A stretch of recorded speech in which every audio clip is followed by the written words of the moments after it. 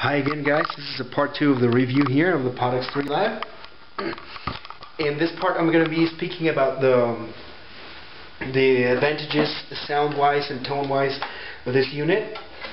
Okay, so when you plug it, you can plug it straight into a PA, you can plug it in front of your amplifier, and you can use it for direct recording. Right now I'll talk about about direct recording here. This thing, you can use it as an audio interface. You can plug it in with a USB cable to your computer, and you can hear the sounds generated from your computer all straight into your monitor or your output here, the earphone jack. And so you will hear everything, all the sounds when you're recording, and you will also send the input of your guitar, and it will be separated. That's a great advantage because if you're in a home recording situation, you won't be using so much cables to route things around. The other one is the SPDIF connection. You can plug this one in an interface or in your computer card, and the quality is pretty good. The good thing about this one is what you hear from the phone's jack, what you hear, straight from the output of the unit, is exactly what you will hear when you play back the recorded take. So when you record this, you play it back, and it sounds exactly the same through your speakers or monitors or whatever. And that's really good for reference, so you don't get confused with anything. Another thing is the cabinet simulation. This one has, cabinet simulations from, 2 speaker cabinets, 4 speaker cabinets, 12-inch, and many things.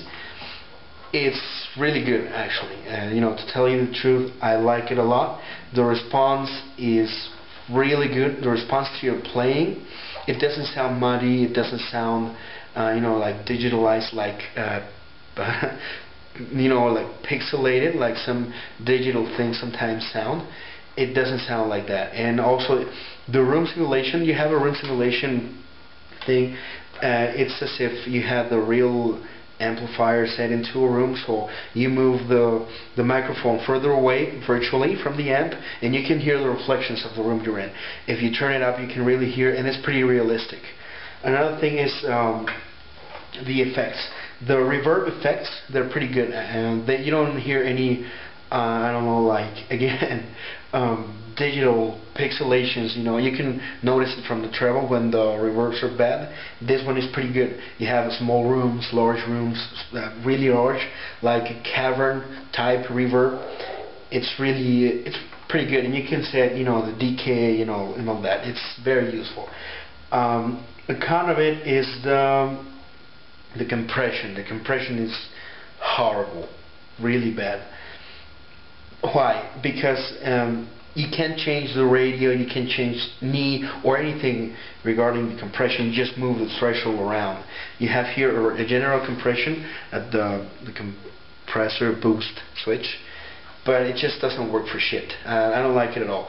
It just squashes your sound really weird. When you play the guitar and you pluck something hard, it just pops horribly. When you shut up and then you play again, it breathes like horrible, and I don't use it, and it's a very bad thing about the pod, but you can live with it if you get this one.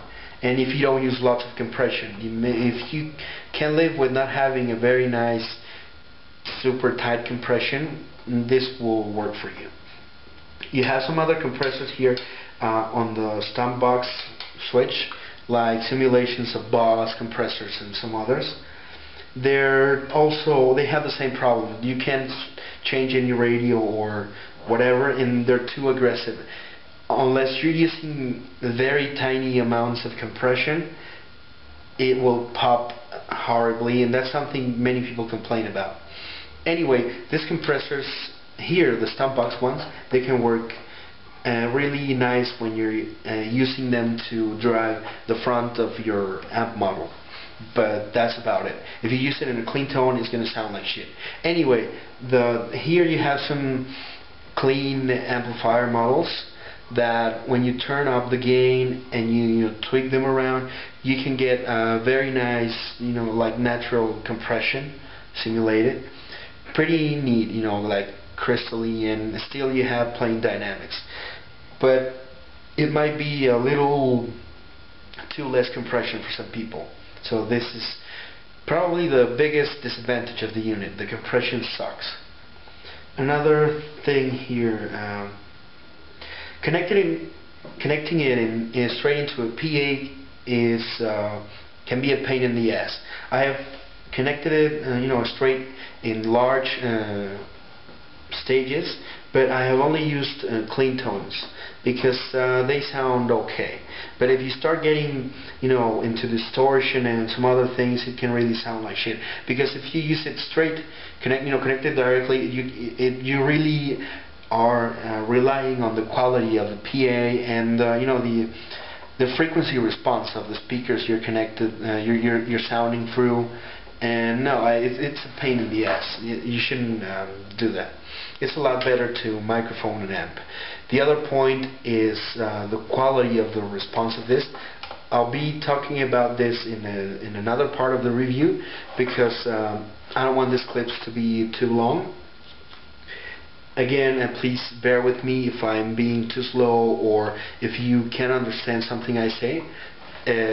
Feel free to let me know, and I'll be really glad to send you a message and try to help you with any doubts you have about this unit or something else.